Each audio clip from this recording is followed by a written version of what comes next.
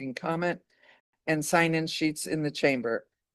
And if you forgot to sign in, it's okay. After everybody who has signed in speaks, then I'll give everybody else the opportunity. Request to comment via Zoom must be completed by noon on the day before the meeting, and you can access the online request form on the City Council webpage. As always, written questions or comments are also welcomed at any time at city.council@bremertonwa.gov or via mail to be distributed to council members in advance of the business meeting. Written comments must be received by noon on the day before the meeting. The city is committed to providing accessible meetings. Requests for accommodations, including sign language interpreters, hearing assistants, or other accessibility services, should be made through the city clerk's office by noon on the day before the meeting. To arrange accommodation, please contact the city clerk at city.clerk@bremertonwa.gov or 360-473-5323. So we're going to start tonight's meeting with an information-only presentation by Tony Ives of KCR. Welcome, Tony. Mic on? Yeah, your mic's not on, Tony. There you go. Okay. Good afternoon. Thanks for having me. It's good to be back in front of the City Council. It's been a while. And I'm here to just talk about KCR, what's happened last year, and our community needs assessment. So the first thing I really want to talk about is what we are. We're a community action agency. So we work in a network of 30 different agencies across Washington State. So we all try to work together. That includes Central De La Raza, NBC, Pierce County, Clark County, which is a public cap. So we all come together and try to solve problems. Thank you. Next. So I think most everybody knows, well, maybe I assume a lot. So these are most of our departments: a Housing Solutions Center, which is coordinated entry. Anna and I, we just finished talking about that. The Weatherization Project, which you guys help support. Women, Infant, Children, the WIC program, Energy Assistance, Employment and Training, and Early Learning and Family Services, which is Head Start. So this is basically our community impact from last year. This is countywide, and I'll go over the city of Bremerton specifically in a couple of minutes, but we've helped 210 veterans, 30 caregivers, about 8,800 households for energy and weatherization. That's this program like PSE and LIHEAP. 2,300 children. That's our Christmas Angel program, which is the largest it's ever been, and almost 800 in employment and training, which includes our BEST program, which you guys also help support. Wait, can you go back real quick? So I wanted to focus on really quick on the families that we help. So the WIC families, basically 3,600 families, 75,000 meals. So we have a full service kitchen downstairs, and that supports the Meals on Wheels throughout Kitsap County. A lot of people don't know that. We do referrals for shelters, for safe shelters, that's including Stella Maris and transitional housing. And we try to help people avoid evictions. And almost 300 kids went through our Head Start program last year. So I'm here for the CNA, so the Community Needs Assessment. So I remember about 4 years ago, I came in front of the City Council and talked about this. And it was the first time we kind of did something on this large of scale. So every 4 years, every 3 to 4 years, Department of Commerce on the federal level, as part of our mandate, to do a needs assessment to evaluate the needs of the community. And then after that, we drive it into a strategic plan. So about 4 years ago, we met upstairs with the Department of Health, and the Department of Health, Carl Borg at the time was there. And some other folks were there. There was like 7 of us in the room. And we said, how should we do this needs assessment? We said, okay, let's run it like the census. So we decided for each municipality to be really involved and not just concentrate on one area. So that includes Bainbridge Island, City of Paulsville, on the county level, City of Bremerton, and the City of Port Orchard. So the idea of the needs assessment is to collect inputs from Kitsap County, from Kitsap County residents across demographics, across zip codes. And then we try to inform our KCR and community partners about programs and services and strategic planning. So at that time, I think the survey, we actually did 10 focus groups. We actually have one tomorrow. It's our first focus group of this CNA. And the most interesting thing is there's 46 people that are going to participate. It's going to be at our 1201 Park, and it's unhoused population. So we give out gift cards, provide pizza, and have someone who runs the session for us, and we sit and record it and listen. And it goes into the qualitative data for the epidemiologist folks upstairs with KPHD. So this time we're also going to do 10. It started July 6th, going to run through October, and that includes the focus groups as well. And we hope to publish it no later than March. It'll probably be February. You can see KPHD is part of this, but also Virginia Mason, BHA, ourselves, and a few others. Suquamish is part of the contributors as well. Thank you. So basically what we're trying to do is gather community impact. So what I didn't say before was how many respondents there were last time. There were 4,200 respondents. We did it in 4 different languages. This time we're going to do it just in Spanish and English because that's where the most impact was, and see what happens. We hope to double our amount of respondents this time. I tell you, we just rolled this out last week. And the first week, the first 5 days, we had over 400 respondents, which was amazing. That had never happened before. And I have to say, this has been one of the most robust surveys that has ever been done outside of the census for Kitsap County. So the results, basically, we try to identify the needs that are facing our community here in Kitsap County, and help guide KCR's resources and then resources of our partners as well, because that's really where the impact goes. It feeds right into a strategic plan, and then we try to measure that strategic plan for the next 3 years and do it again. What was interesting about this last time was we wanted to use the data to solve problems and measure the impact, and that's what we're trying to do for you guys. Okay, so next slide, please. Okay, so if you go on to either KCR's website or KPHD's website, you'll be able to see this. So this is just one example.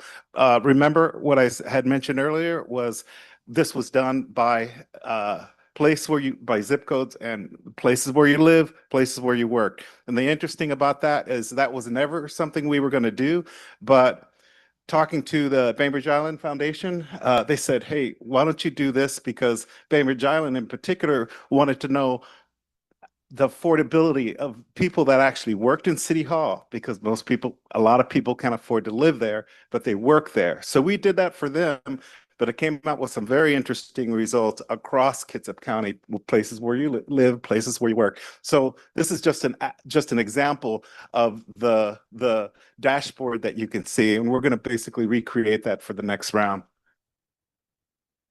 So I didn't know there was a sign up here, and I should have known that as soon as I walked through the door. There's a big billboard, about the needs assessment. Of course, KPHD is in the building, and then they're one of our partners. So what I encourage everybody to do is to take the survey by QR code or contact me directly. We have all the marketing tools, marketing materials. We're going to be at all the events this summer, including Whaling Days and the Pride Festival that's coming up. And yeah, we're out there right now. For my own part, we are going to all the municipalities, including the county commissioners in a couple of weeks, Bainbridge Island, and beginning of August. We're trying to reach out to the school districts. Thank you for your help. And the school district, for the first time, I've got to tell an interesting story.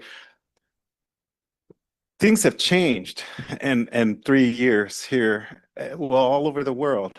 And and the health district wanted to capture some interesting data with youth, especially youth in high schools. So do you know if you're an unhoused 13-year-old, you can make adult decisions? This is something I actually did not know. So we said, okay, let's try to figure out two or three questions that we can ask specifically for this demographic. And so I reached out to South Kitsap School District, and they're like, "Oh, this is a great idea, and maybe we should consider that. And let's reach out to the parents and see if we could do that." So we're just trying to capture another demographic that's important for us to consider in our CNA. Is there another slide? So this is an abbreviated version of the slides that I thought we were going to have. So I just wanted to just mention a couple of more things. Basically, I want everybody to share this if it's possible, right? And like I said, we have our first focus group tomorrow, and St. Virginia Mason is going to be there with us to observe, and KPHD. So it ought to be very interesting. So thank you for your time. Does anybody have any questions for me? So Members have questions. I know everybody's familiar with the CNA, so hopefully this will be as successful. We know everybody, including smaller nonprofits, use the data to write their own grants, right? And there's another interesting story. I think I've told it here. When the data was released before, we did it open, so anybody can call KPHD or call us and get the raw data. So KPHD had it clearly, and they were going to use it for their own CNA, which they're going to do this time as well. Kids of Transit reached out and they said, "Hey, can we get the raw data?" Sure. St. Michael's did the same thing at the time, and then they used it for their own CNA to craft their questions and to come up with valuable data. So it's valuable for everybody. So I encourage everybody to get out and use it. Okay. All right. I have a question for you. Besides the big poster that the health department has, can you leave up at the council office some smaller ones? And that way, when we have council meetings, we can just bring them down here so people coming in. That sounds great. Yeah. And I'll give you some cards too. Okay. That would be great. All right. I really Fantastic. appreciate you Okay. coming in and talking to I us. appreciate you inviting me. Okay. Thank you. Thank you. Thank you very much. Good to Tony. see everybody.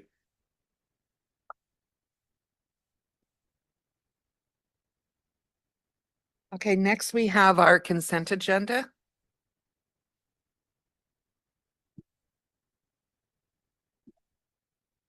Thank you, Council President. For approval on the consent agenda are the following items.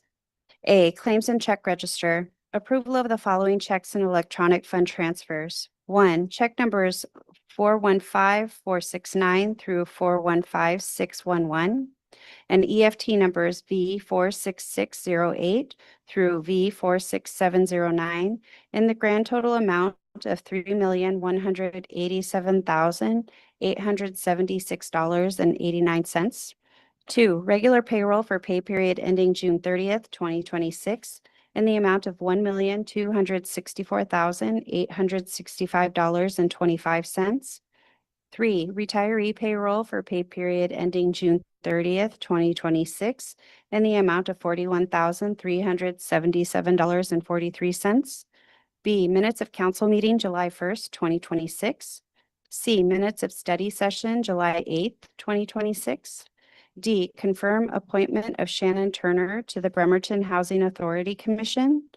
E, ordinance number 5539, amending Bremerton Municipal Code Chapter 10.42, entitled Automated Traffic Safety Cameras. And F, terminating interlocal agreement with Salish Behavioral Health Administrative Services Organization. This concludes the reading of the consent agenda. Is there anybody in the public who would like to comment on the consent agenda? And Mr. Runyon did ask that he could do it remotely, but I see you're here in person. So, okay.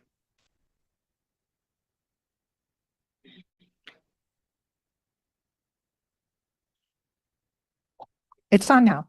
Okay. Mary Lou Long. I just wanted to get a clarification of E in the consent agenda, the ordinance number 5539, amending the Bremerton Municipal Code concerning traffic safety cameras. I'm not sure what's that doing. But oh, you can't hear me? Feedback or something? Should we have talk about it, Mike? Yeah.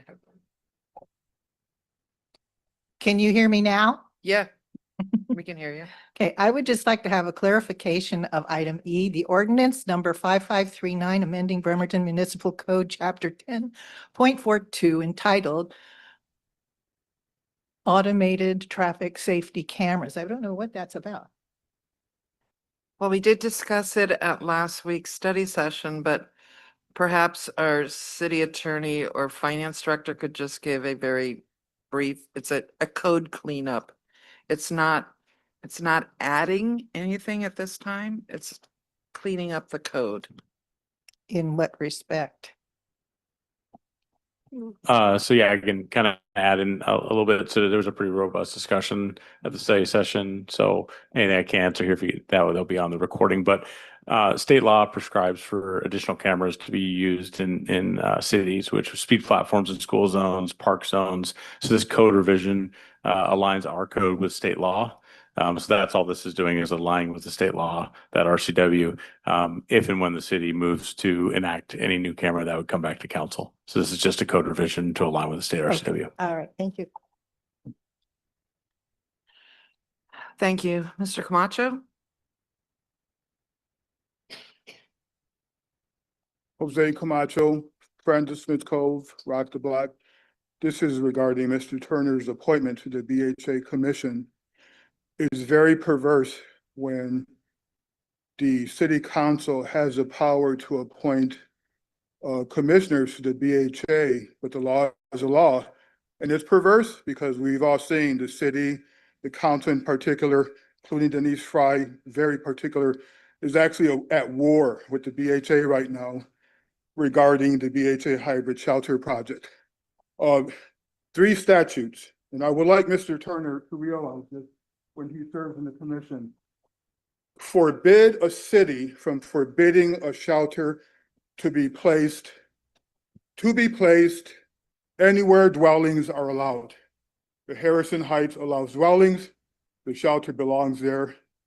The ridiculous assertion that the shelter represents spot zoning is utterly absurd, and it actually constitutes a false report violation, which will get someone thrown out of office. I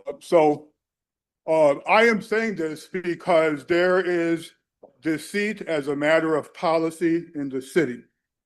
Mr. Turner should not have to deal with that, but unfortunately, he will have to deal with it. There's no reason for the city to violate law to attack the homeless. There's no reason for it, but you are. Thank And you you're for your doing it to comment. sound- Can I talk? Who would like to speak next, please? Roy Runyon, Bremerton. Well, my comments will be relevant to the consent agenda items. Thank you. 4E, I asked several council members to have this put down onto general business. This is a code change. Oh, it's a cleanup. And actually, there's a nexus with our budget issue and street funding. You had a, quote, vigorous discussion last study session. Obviously not vigorous enough, because Section 4 states that further, the city council dedicates that revenue in excess of direct costs associated with processing, operations, and maintenance will be dedicated to the Transportation Capital Projects Fund unless otherwise allocated by the city council. I suggest you change that and actually to the Street Maintenance Fund and Preservation Fund. Basically just street maintenance and operations. And because that's where we really need the money, not for the nice to do new sidewalks and the traffic calming. Thank you. And the other item, I do support us pulling the money in that would normally go to Salish Behavioral Services so we can maintain control of that money and make sure it goes to where it needs to go. Thank you. Thank you. Anybody else like to speak on the agenda? Hi, my name is Monica Sines. So before I speak, Jennifer Chamberlain, right before you turn on the camera, said that she personally supports Pendleton Place and Ma'am, right now, at this point of the agenda, it's just about things on our consent agenda. Later on in the meeting, you're allowed to come and talk about any subject that you would like to. Oh, okay, okay, Okay. I was unaware. So what, I'm sorry, what is this about homelessness? No, Okay. nope, not at this point. Thank you. I know. Hi, I'm Mike Simpson. I live in District 6. And I'm here to talk about what's on our consent agenda. What shouldn't be on our consent agenda? We should have the red light camera ordinance placed on general business. I would ask you, President Ryblowski, to place it on general business simply because it does have a budget nexus. It's a reasonable request. The idea that we would have to go back and talk about and listen to the study session, which we weren't there, didn't get to see it on BCAT, and don't have time to see it on BCAT now because the items on your agenda get voted for the day of the meeting, a few minutes before the meeting. So how are we as the public supposed to stay informed about this sort of thing when you have the power to change what's on the agenda at a moment's notice with 15 minutes notice, and then we get a minute and a half to speak about it? This seems like you're disenfranchising the public from their ability to talk to you. If you want our input, we're here for it. Put it on the general business. Make it something that we can talk about. We can hear what's there. There might be other arguments that came up against it or for it. You never know. You just haven't convinced us that this is a good thing. Put it on general business. Thank you. Thank you for your comments. Is there anybody else who would like to speak to items on the consent agenda?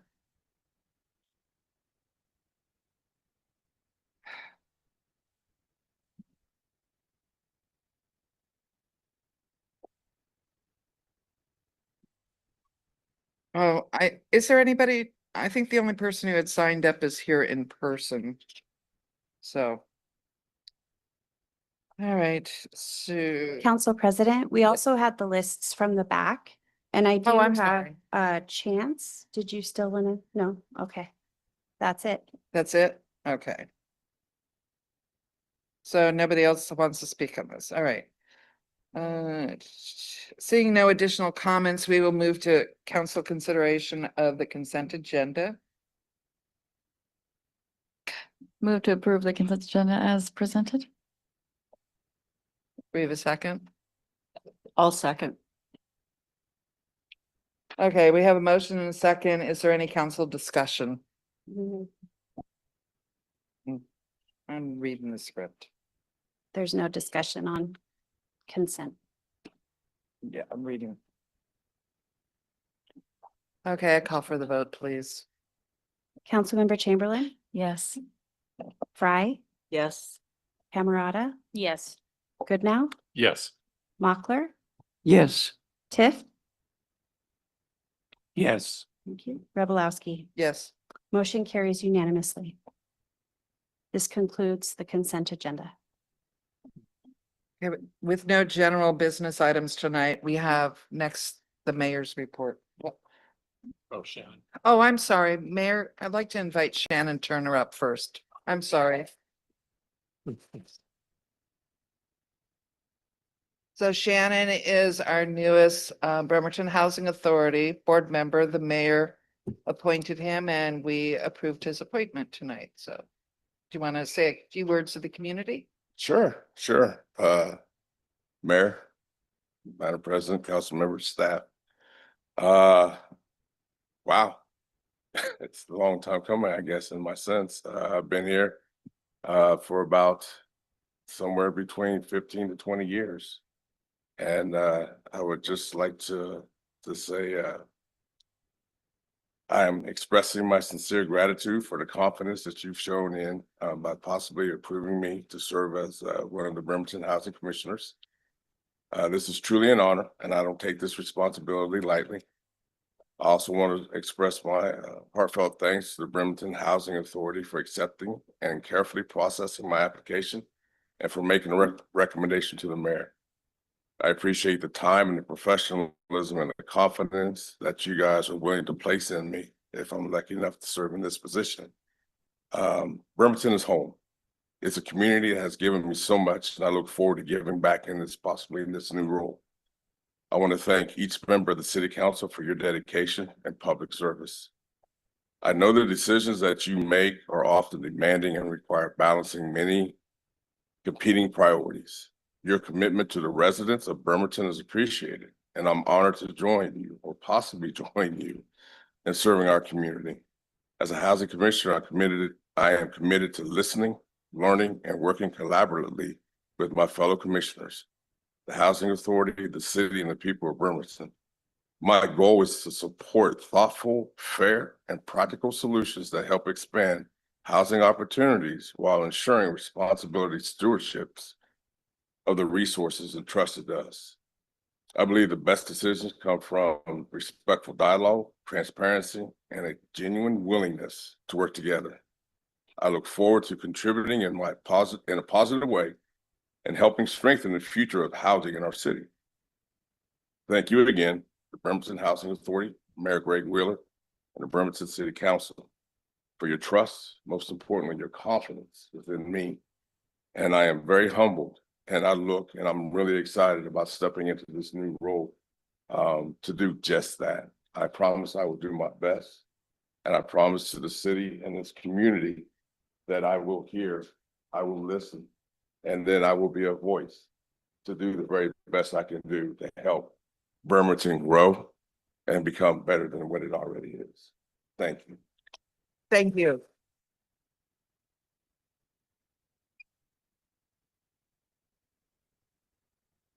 Okay, next up, welcome Mayor Wheeler. That's all right. All right. Well, good evening, council president, councilors. Just a couple slides for you tonight. So the fun at the playgrounds, that continues. And again, this runs till August 14th, as you can see, Friday from 11 a.m. to 2 p.m. Blueberry, Haddon Park. And I encourage, again, those who are watching tonight, spread the word. We would love to see as much participation as possible. An example of some of the things you get to learn are on some of the slides below.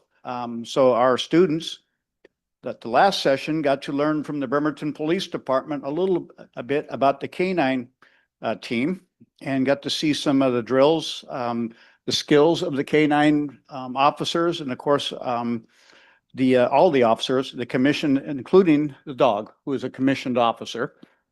And there's more of that to come. So important, and just we appreciate providing this service in the recreation department. And again, I'm here to promote it, try to get more to join. It's a lot of fun. Next slide. Fun at the playgrounds. And this is just talking about a little bit about what I just mentioned. But and if you want this information, you can contact the Parks Department. There's a phone number down below. AJ Engelgau, Williams is your point of contact. If all else, if for some reason you don't remember that, contact me. I'll get you in connection. I'll make the connection for you. All right. So Park and Recreation Professionals Day coming this Friday. So this is a part of National Park and Recreation Month, and we are excited to celebrate this day coming this Friday, July 17th. This day recognizes the dedicated staff who work behind the scenes to make our parks, programs, and community events possible. From maintaining our parks and trails to leading youth programs, organizing special events, coaching sports, and creating welcoming spaces for everyone, our Parks and Recreation team plays a vital role in enhancing the quality of life in our parks in Bremerton. So I'd like to take a moment to recognize and thank our Parks and Rec staff for their hard work, dedication, and commitment to serving their community.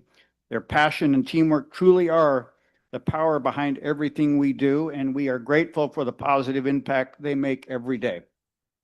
So join me in a round of applause.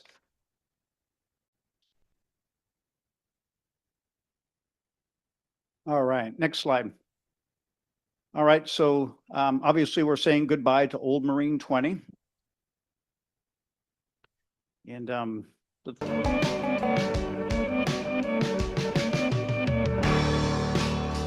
all the time go? It's starting to fly. yep. What would be the new one? See how the hands go. All right, this next slide, please. So I wanted to show that brief clip first. Marine 20 will be down at the fire department, Station 1, July 18th, this coming Saturday. And I've been promoting these community events. I think it's good for our citizens, especially our youth, to come down and learn a little bit about their community and get them engaged, learn what the our first responders do. So, and it's a lot of fun. There's a lot of fun with it and kid activities. So again, that was Marine 20 you just saw, and that will be down there at the station this Saturday. The fan zone. Just you know, it's been I think a wonderful success. We aren't done yet. And so we have to make it what I consider we aren't done until we wrap up this weekend with the final watch party. But so far as a community builder, a uniter of our citizens, good, healthy entertainment and fun, this thing has been an overwhelming success. There'll be more to learn. There will be a debrief, and I want to hear from several stakeholders. And of course, internally, we will debrief on what we accomplished, what we can do better at, what we were really good at, and you know, just kind of learn how we can coordinate and make this even smoother the next time an opportunity like this comes. We all know that events help build community. How do we do that with the resources we have within the budget that we have? That will be the goal, to maximize what we have to the benefit of our citizens. So more to come, but I tell you, it's been for those of you that have attended, you probably would join me in saying this has been a lot of fun. All right, Concert Evergreen, I heard last night was well attended, and again, trying to promote our Parks and Recreation Department, the services we provide that build community, bring us together. The concert last night, there was a food truck, ice cream, and of course, music with I'd say about 300 in attendance. So the schedule's up there. There's more to go in July here. So again, I invite everybody to join us. And that is it. All right. Thank you, Council. Thank you, Mayor. Okay, next is council member reports. This is an opportunity for council members to provide an update on any issue or events taking place in their district, announce any events they've recently attended or plan to attend, or to speak on any other city-related topic. Since this is the last council meeting of the month, we will start with District 7. Councilmember Rick Tiff. Okay, good afternoon, good evening, everyone. I don't have a formal report tonight. However, I did have the privilege of attending the change of command ceremony on behalf of the City Council for Group 9, which is located at Bangor. Admiral Nash was relieved by Admiral Feigenbaum, and Group 9 is the admiral responsible for the operation of submarines and their crews stationed at Bangor, Washington. So that concludes my report. Thank you. Next is District 6 Councilmember Anna Mockler. Hey. So this is about 100 feet south of my district. I'm poaching on District 5, Michael Goodnow. But I met this guy and we got talking, and I went up to view this manufacturing place called Talon and Claw. I had additional photographs, but they disappeared in the ether while I was sending them. But here we have 12 more than 12 living wage jobs, light manufacturing, right here in Bremerton. They make cutting boards and this Dungeons and Dragons thing. It's a Dungeons and Dragon thing. And they make additional ones, cribbage boards, die holders. It's some beautiful laser cut and then hand finished work. And it's right here in town, and I was pretty super proud of it, and sorry that the other photographs disappeared. Next slide, please. Okay, so here are some of the officers at the FIFA fan zone. Remember Monday before last? Remember when our country had a chance to win the World Cup? Well, this was when that was still true, and people were all excited. And so if you look at the public safety officer in the bottom right-hand corner, whose head is obscured by the numeral 3, this guy was explaining over and over and over to everybody that, yeah, the umbrellas did block the view of the big screen, but they weren't going to be, and yeah, they were new, but no, they were going to just stay. And the final one, the photograph on the left, I thought this was great. We were all pressed together. It was 84 degrees. Blah. And yes, and then we went and we found out that the Roxy was open, that the Roxy had thrown itself open to the public with the giantest screen TV ever. And air conditioning, front row seats. It was wonderful. It was really a great experience to be there while all of that was happening. Is that the last slide, Hans? Okay.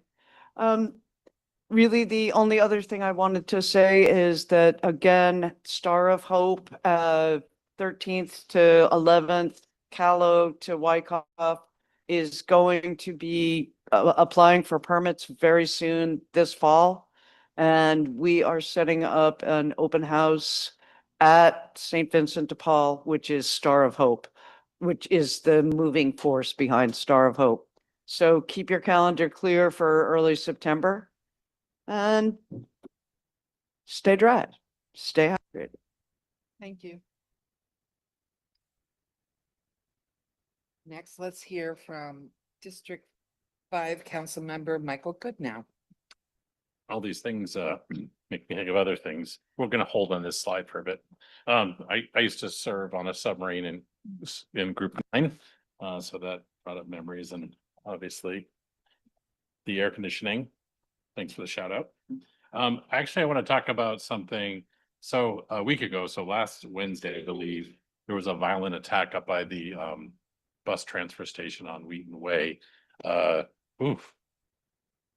person's known to me, and I just wanted to really thank the police department and Officer Knox, our K9. If you haven't seen the account, it was it's a pretty violent, random attack. And we, you know, it was somebody who was somewhat known to us, and they were able to take action, but it was even extricating the person from the house was a big ordeal. And I just think they handled it great. And I know the family's happy that person's in jail, is there recovering with a brain injury and really rough condition. So, all right, I got that out of the way. I'll take my next slide, please. So from the Charleston Business District, they wanted us to let you know that there's a new yarn shop, probably more than that, called Spindling Crow, opening on July 15th. They'll probably be having a bigger grand opening down the road. It is next door to Cafe Corvo, if you know that as a landmark. Next slide, please.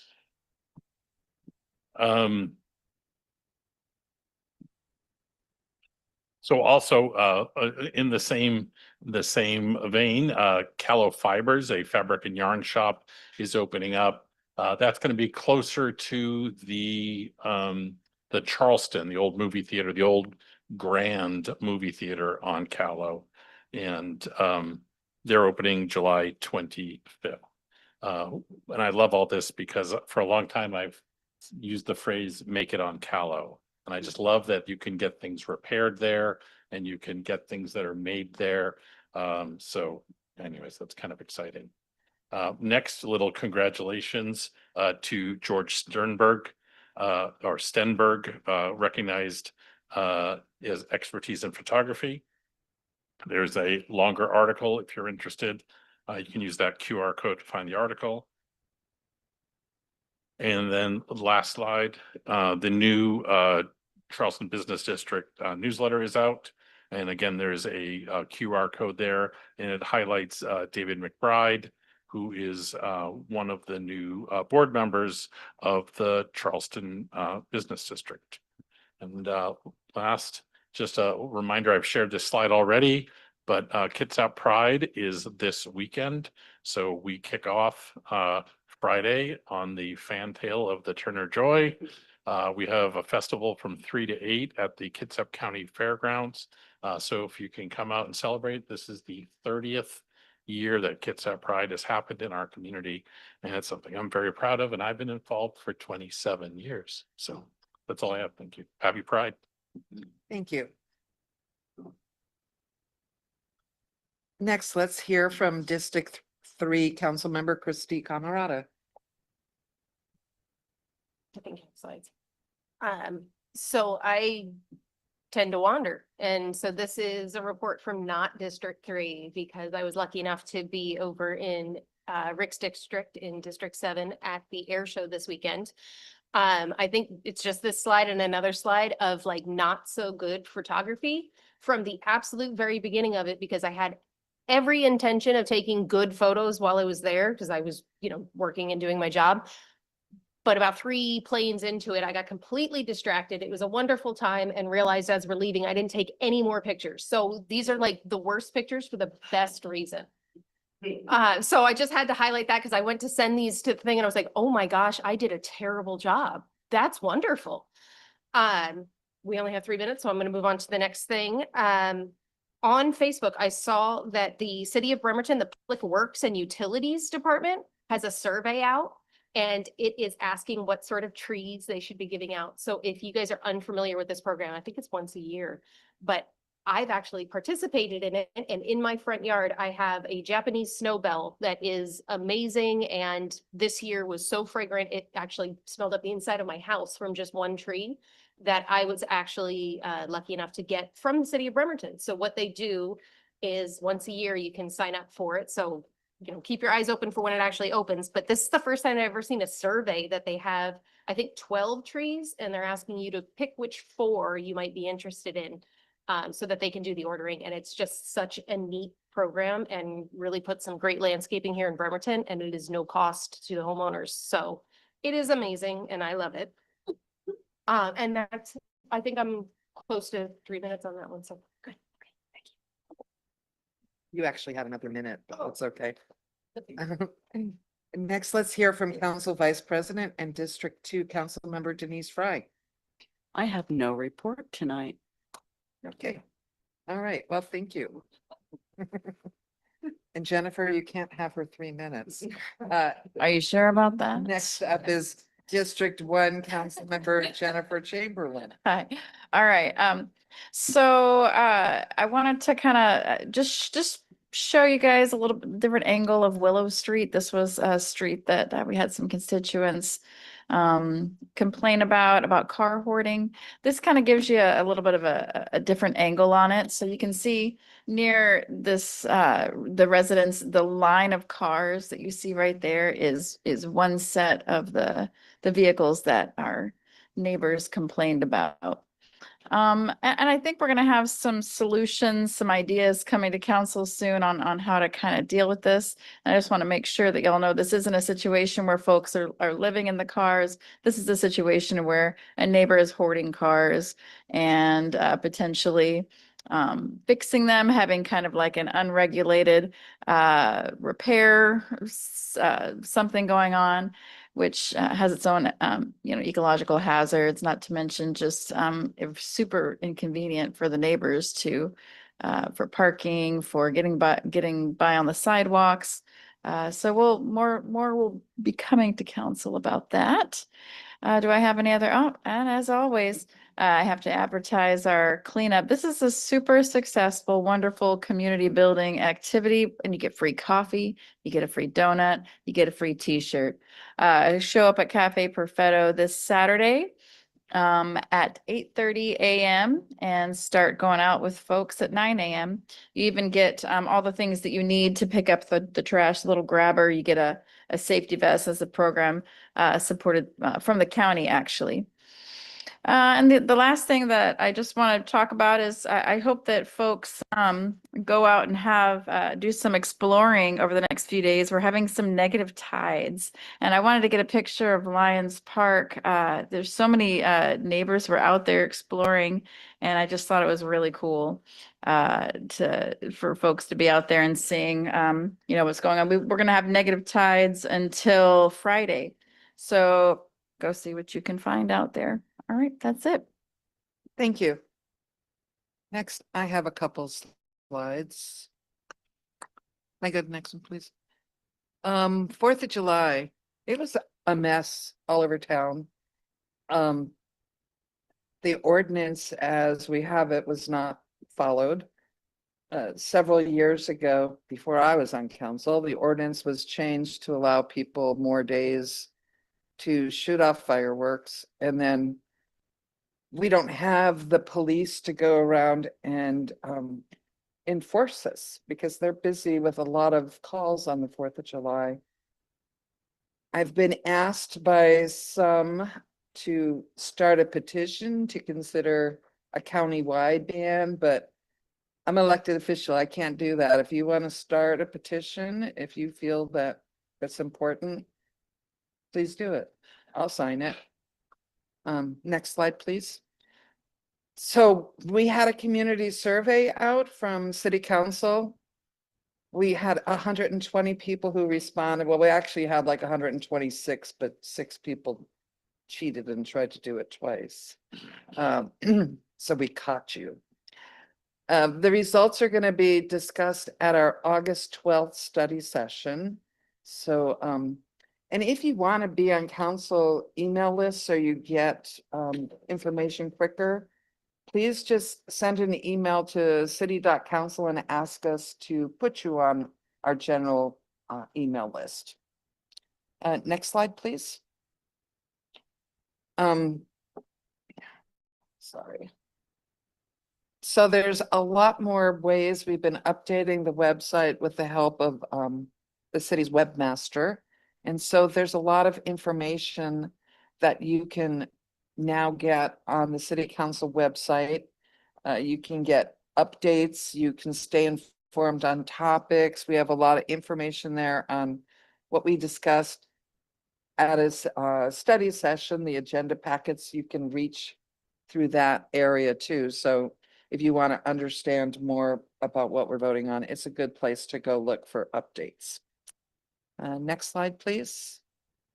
The VA benefits counselors are going to be in Kitsap County on August 10th at Olympic College from 8:45 to 1 p.m. If you're a veteran, active duty, family of service members looking for help filing for VA benefits, you can get in-person assistance with the claims process in Bremerton. So I hope anybody needing those services is listening and can make it down there on August 10th, 8:45 a.m. to 1 p.m. Next slide, please. So upcoming meetings, tomorrow there's a lodging tax advisory committee meeting. On the 21st, Public Works Committee meets. On the 22nd is the council study session. On the 28th is finance, investment, and parking.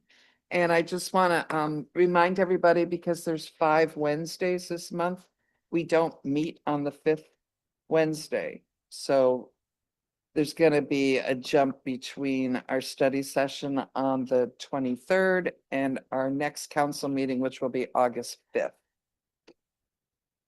Do I have any more slides? No. Okay. So that's it for our reports. Before we begin community comment, I want to remind everybody that city council meetings are business meetings of the city of Bremerton and are also a workplace for city employees. Community comment is an opportunity for members of the public to address the council on matters that are not listed on tonight's agenda, but are still related to work of the city council. Your spoken community comment must remain focused on matters related to city business. The city also has an obligation to maintain a workplace free from harassment. Harassing language, including but not limited to ethnic, racial, or sex-based slurs, is not germane to city business and will not be permitted. If a speaker uses harassing language or otherwise violates the standards, I will provide one warning. If the conduct continues, the speaker will be directed to stop speaking and return to their seat. We will begin first with those who signed up to provide community comment. First, we have Jordan.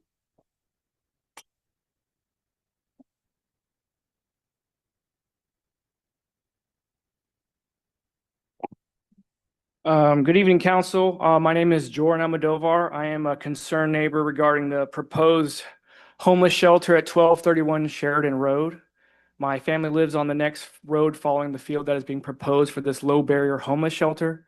We have young children are deeply concerned about the proposed location of the shelter due to its close proximity to established residential neighborhoods, the new elementary school currently under construction behind their SARS grocery store, and other nearby community facilities. We do not believe this location is appropriate for the homeless shelter. I understand that homelessness is a complex issue and that individuals experiencing homelessness deserve support and resources. However, I believe that those services should be located in areas that are better suited to meet clients' needs while also minimizing impacts on surrounding residential neighborhoods, schools, and vulnerable populations. Through conversations with friends and law enforcement, I have learned about the significant public safety and medical challenges officers regularly encounter. One, responding to incidents involving homeless individuals in their parts of their community, including frequent overdose responses requiring Narcan administration. These experiences reinforce my concern that placing a shelter in this particular location would create risks that would negatively affect nearby families, children, and seniors.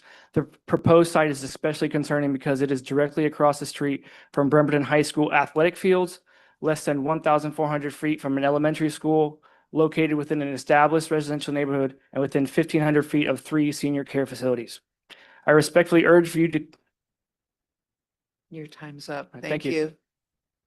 you. Next, please. Next is Jocelyn. Jocelyn, are you here?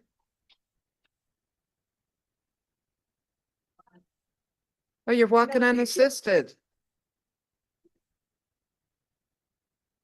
Huh? Okay. It's okay. It's okay. Do you want my time, honey? Okay, okay. Hi, I'm Jocelyn. I'm with the prayer walk and I just wanted to come here. We've got a couple people that are struggling right now to find services. At the same time, they're struggling to find services. They're being pushed around. We have individuals literally dying on the streets right now. And we just need to get a moratorium on this anti-camping ordinance. And the anti-camping ordinance that we have, you guys, it's one of the strictest in the nation.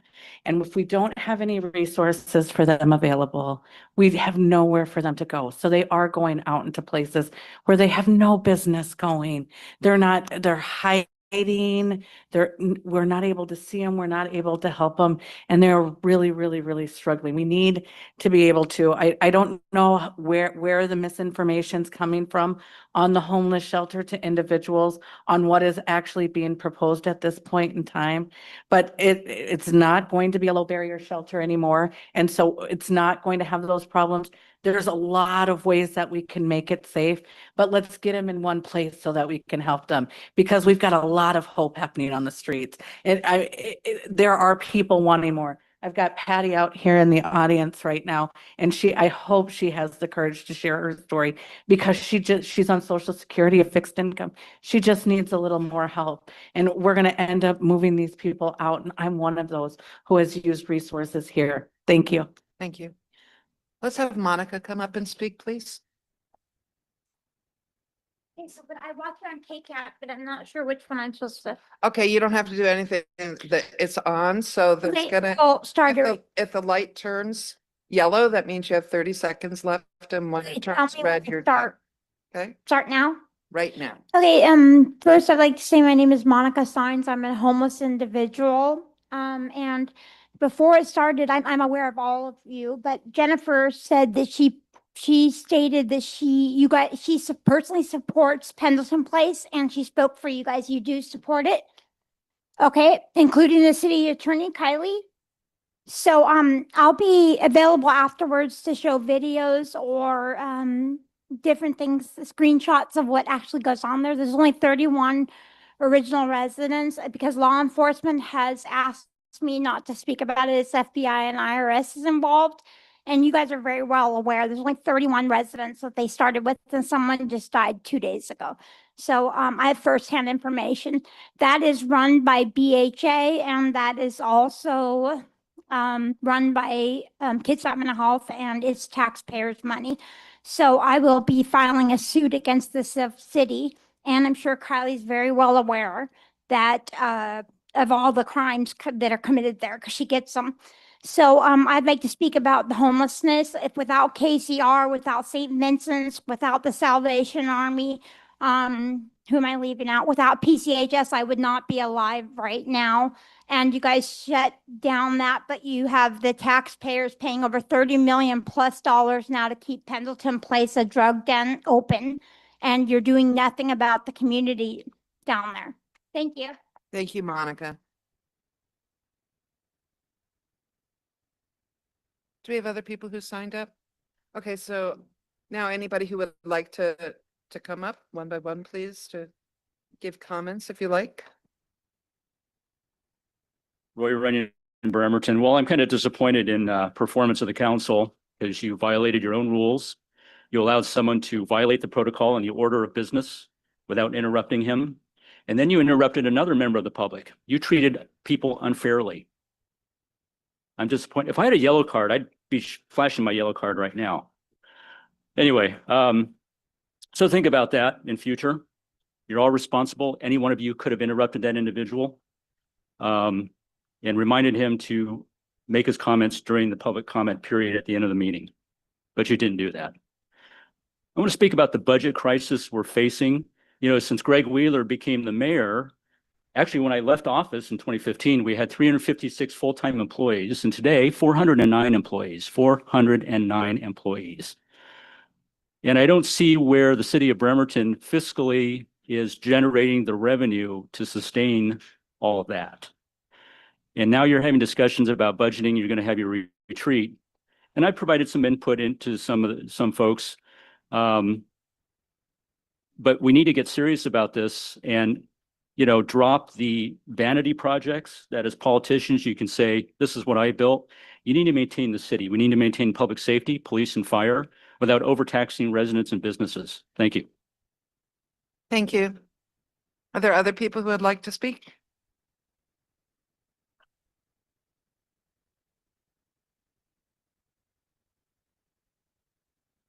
Why wasn't my name called? I was on the list. You were on the list for the consent agenda or business items. You weren't on the list for There's the another list? There's two. Yeah, there's two. Oh, that's confusing. I thought I checked off both things I wanted to speak to. Anyway, Mary Lou Long, longtime resident of Bremerton. I am requesting that the city council, as elected representatives of all Bremerton city residents, reinstate the Pledge of Allegiance as a formal opening to our public meetings. We all need to remember who we are and why we are here.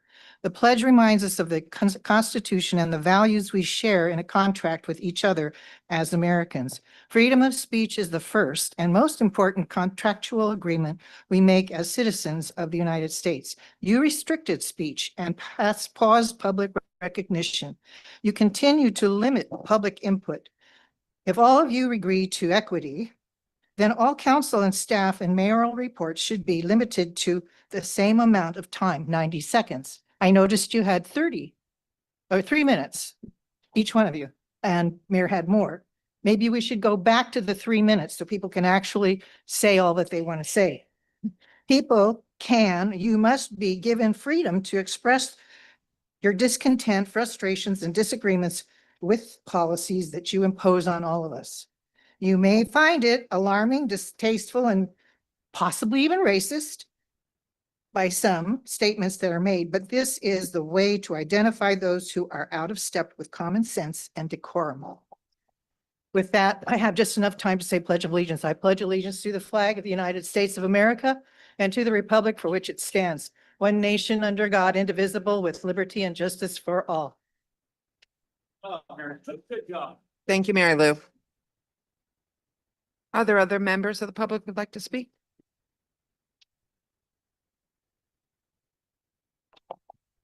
Good evening. My name is Sarah Dickmeyer. I live in District 3.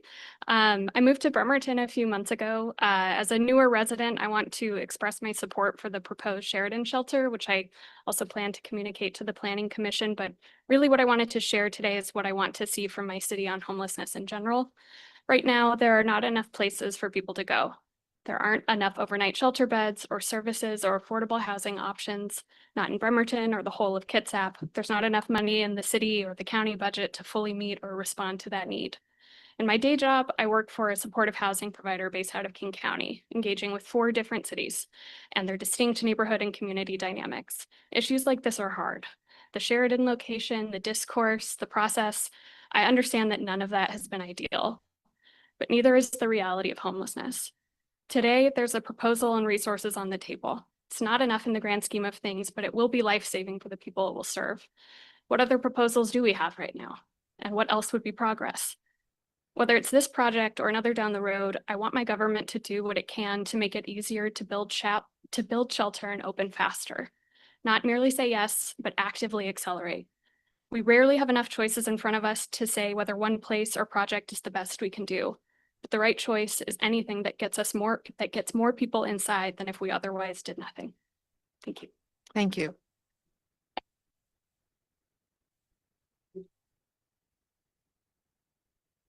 Are there other people who would like to speak?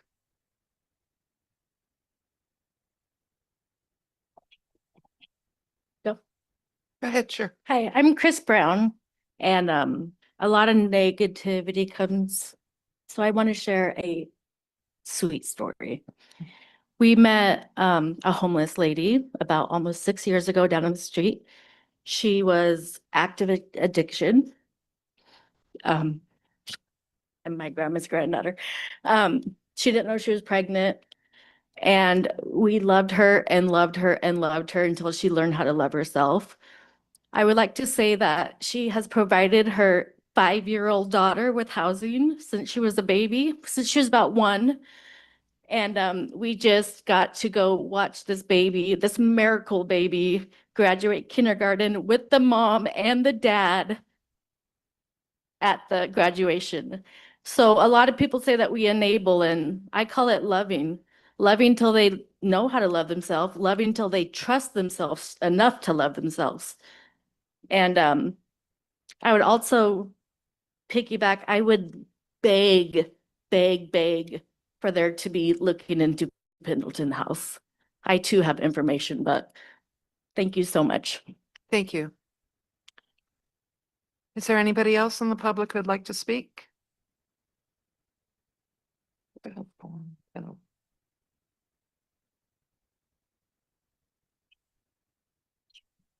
Jose Camacho, Brandon Smith Cove, Rock the Block. Can you talk into the microphone, Sorry, please? Jose Camacho, Rock the Block, Brandon Smith Cove. Denise Fry violated a municipal officer prohibited act statute. RCW 42.23.070. It prohibits municipal officers from divulging confidences. And that violation actually makes her forfeit her office. So RCW. The way she did that was she divulged a confidence that she admitted to in an email to Andrea Spencer. She says, don't let this go further, but they want the Sheridan site to be kept confidential. She then started the process of sabotaging that project, and we have the email. Other emails show that Wesley Larson holding court uses the YMCA as a conduit for his for-profit venture. And in these emails, January 2025, he's giving work assignments to various public officers, including Denise Fry. See if the LTAC can be used. And what he's interested in is a 40-acre school property north of the BHA shelter. That's why you guys are doing the opportunity zone for Harrison Heights.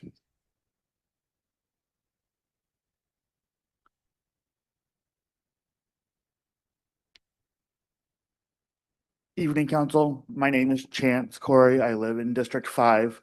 I want to take a moment to thank you all, especially for putting out the budget survey. I think actually asking us our opinions on where we want our money spent is a brilliant idea. I actually appreciate that. I have seen a lot of surveys and a lot of public feedback asked for from the city recently. And I'm going to shift gears now, and we're going to talk about Quincy Square and how successful the fan zone has been. And I'm going to ask what I asked for 6 months ago. Keep it closed. There is no good reason we need that one street or those 7 parking spots for the downtown core. Keep that a safe, open third space. Allow more festivities to be held there. Allow that space to be a gathering space where we as Bremerton can come and use it. Thank you. Thank you. Is there anybody else in the public who'd like to speak? Hello, I also support the Sheridan Shelter, but I'm here to talk about 6th Street. The 30% plan just dropped and it's fantastic. A first protected bike lane in the city of Bremerton. We're super excited about it. And then at the 11th hour, the administration comes in and wants to take out about 20% of the protection that slows down cars, that protects cyclists, and that shortens crosswalks and makes everybody safe, including all of the protection downtown and the protection nearest the crosswalks to Naval Avenue Elementary School and the Catholic school. And the reason for that is for facilitation of the fire trucks. And it's a hard thing to argue against because I've never driven a fire truck. You've never driven a fire truck. But you know who else has never driven a fire truck on a Bremerton street with a protected bike lane? Anyone in the Bremerton Fire Department, because we've never had one. They are looking forward and anticipating a problem which may very well exist. It may be very hard for those trucks to get down, but we do not know because it's not built. It's barely even imagined. My suggestion, build out the bike lane in its entirety with all of the protection as a pilot program. And if there's any place with verified conflicts with fire trucks or anything else, then we can take those places out. We won't even have to because the Amazon trucks will do it for us. So please build in all of the protection and make that first protected bike lane in the city of Bremerton real end to end. Thank you so much. Thank you. Are there any other members of the public who'd like to speak tonight?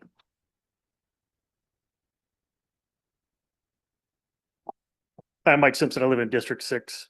So you've seen a lot of the people come in here and talk tonight, and a bunch of them have been cut off by this 1.5 minute time frame. Now, I support the idea that we should have the Pledge of Allegiance. I would also add that we should have the invocation to start out each one of these business meetings. Our founding fathers did it, and they still do it in our U.S. Congress. They do it in our legislature in Washington, here in Olympia. Why would we not do it here? The invocation is not something that's tied directly to religion. It's something that just says that people can come in and say something good about the council. I really don't have a lot good to say about the council. I think a bunch of you are just junk politicians. Yeah, but you won't even listen to us when we come in with our 1.5 minutes. You callously disregard us when we ask you to do something simple. Put it on the general, under the general business. And yet you treat this like a business, as this some sort of business meeting, but it's not. It's a rubber stamp. You made your decision already in the study session, and you've wasted the people's money, and you've wasted the people's time, and you don't give us the opportunity to come in and tell you how much we don't want something or how much we do. And this notion that you'd cut down our time to 1.5 minutes is just atrocious. And you should change that now. There aren't that many people that are here in the chamber that want to talk. It wouldn't be that hard to add in the extra 1.5 minutes for people to talk to you. Thank you. Are there any other people here who would like to give your comments? No, I'm sorry, Monica. Just.